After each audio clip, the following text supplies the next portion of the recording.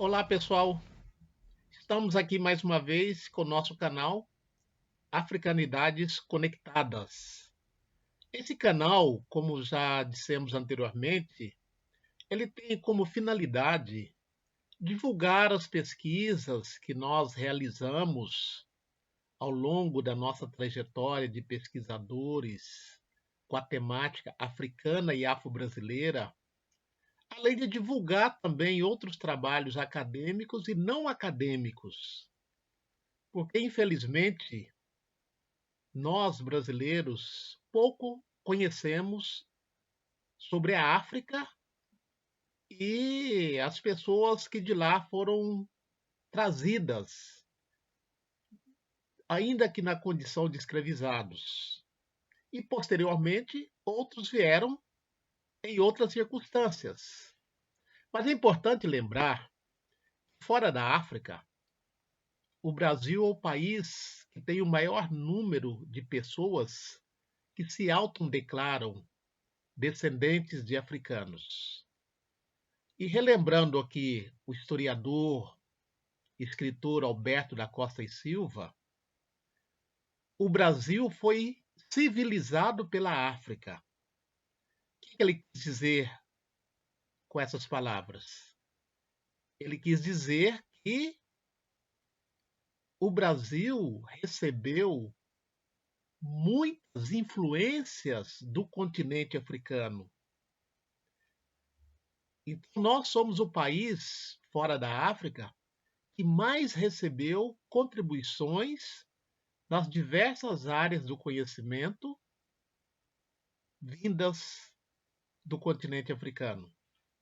No entanto, faz pouco tempo que nós passamos a ter nos currículos escolares uma disciplina obrigatória denominada História da África e Cultura Afro-Brasileira, História e Cultura Afro-Brasileira. Eu tive o grato prazer de ser o primeiro professor aqui na Univale que lecionou essa disciplina, ainda bem antes da Lei 10.639 de 2003. Nós, na Univale, professores, estudantes, conseguimos implementar essa lei, essa disciplina obrigatória, bem antes da lei. Também na cidade de Itajaí, Santa Catarina, o movimento social negro conseguiu incluir no currículo da rede municipal, em 1994, a obrigatoriedade de ministrar o conteúdo sobre história e cultura afro-brasileira, praticamente quase 10 anos antes da lei federal. Então, esse nosso canal tem a finalidade de ampliar, divulgar a cultura, a história dos africanos, dos afrodescendentes, para além da sala de aula. Então eu peço a vocês que nos acompanham que divulguem o nosso canal, que dê lá um like se você gostou das nossas postagens, sugiram temas. Já recebemos algumas sugestões de temas e, inclusive, já postamos alguns temas sugeridos pelos nossos assinantes, pelos nossos e nossas amigas, né, que têm nos acompanhado. Dicas de passagem, nós temos recebido muitos elogios, né, acerca do que nós estamos apresentando ao grande público. Quero dizer também que nós temos aqui uma biblioteca de apoio com a temática africana e afrodescendente. E quem tiver interesse em nos visitar, de pesquisar, já recebemos algumas visitas, né, de pessoas da comunidade, estudantes, professores. Nós não temos ainda o sistema de empréstimos de obras, mas temos aqui como reproduzir, né, parte das obras ou mesmo fazer mesmo pesquisa aqui em loco. É só nos comunicar através do nosso e-mail, que é o seguinte: Bento Ébano, aliás, bentorosa.ébano@gmail.com, ou através do WhatsApp 81999202124. Através desses endereços, vocês podem agendar uma visita ou mesmo solicitar algum texto que nós temos disponível aqui. A gente pode enviar pelo e-mail, pelo WhatsApp, e será um prazer estar socializando esses conhecimentos produzidos por nós e também os que nós reproduzimos de outros e outras pesquisadores, pesquisadoras. Então, nós estamos apresentando as pesquisas que nós realizamos aqui na região da Foz do Itajaí, desde que aqui nós chegamos, em 1982. E a partir dessa época, começamos a investigar as africanidades existentes aqui na região. Nessas pesquisas, nós produzimos a nossa dissertação de mestrado, a nossa tese de doutorado e algumas publicações que já apresentei aqui em outros momentos, como, por exemplo, a trajetória da família Caetano, o livro intitulado Caetanos e Caetanos, História, Tradição Oral e História em Preto e Branco, na Foz do Itajaí. Inclusive, existe ainda alguns exemplares dessa obra disponível na estante virtual. Nós também escrevemos o livro Cenas da Escravidão e Pós-Abolição no Brasil Meridional, Santa Catarina, 1791 a 1891.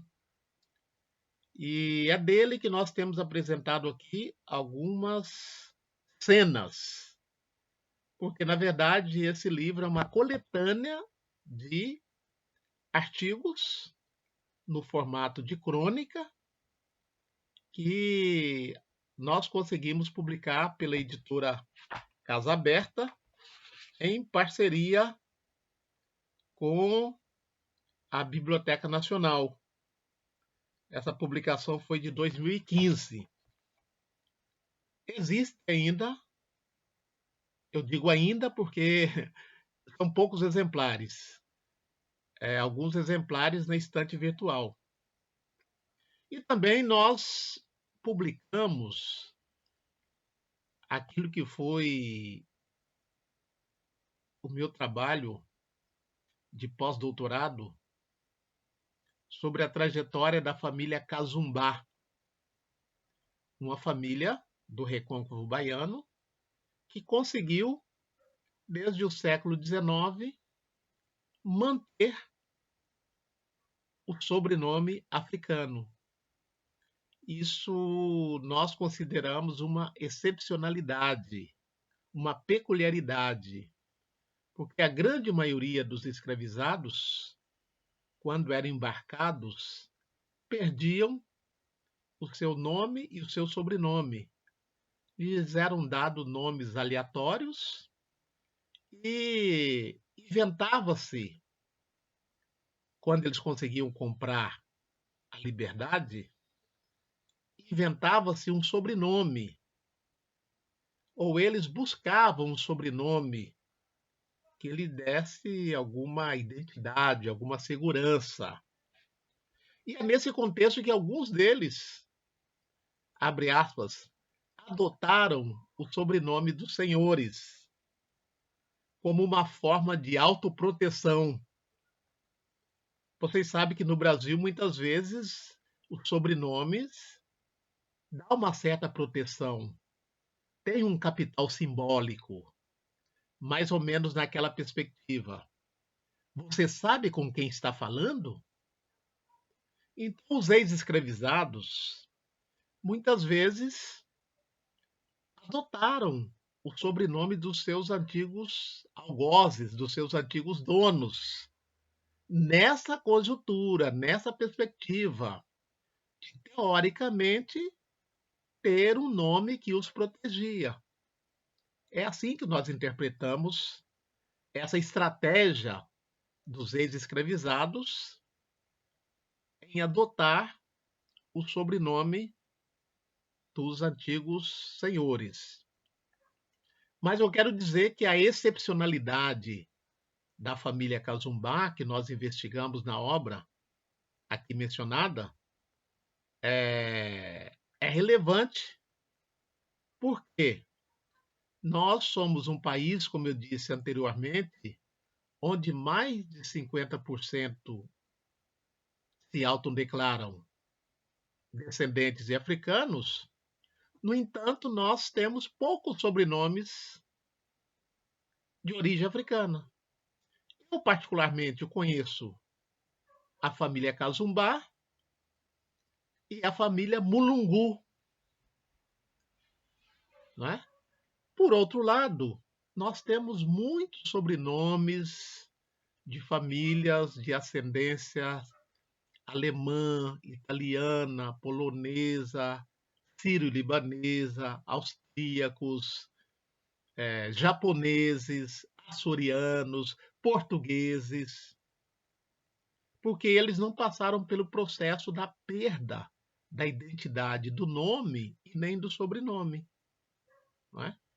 Então, são essas coisas que nós devemos também analisar, que a cultura africana ela teve um momento de proibição. Tudo que vinha de África era visto como negativo, como perigoso, como demoníaco, como, por exemplo, as questões das religiões de matriz africana. E esse canal visa justamente isso, trazer esse debate, amadurecer esse debate, no sentido de recuperar histórias e tradições historicamente relegadas à subcultura. Então, mais uma vez, eu convido vocês a visitar o nosso canal, a divulgar o nosso canal e, na medida do possível, sugerir temáticas para que a gente possa abordá-las aqui. Africanidades Conectadas agradece a presença dos assinantes, dos simpatizantes e, mais uma vez, convida a continuarem conosco. Eu sou José Bento Rosa da Silva, professor, pesquisador da temática. Trabalhei 22 anos na Universidade do Vale do Itajaí, em Itajaí, Santa Catarina. Mas antes disso, trabalhei nas escolas públicas do ensino fundamental Henrique da Silva Fontes,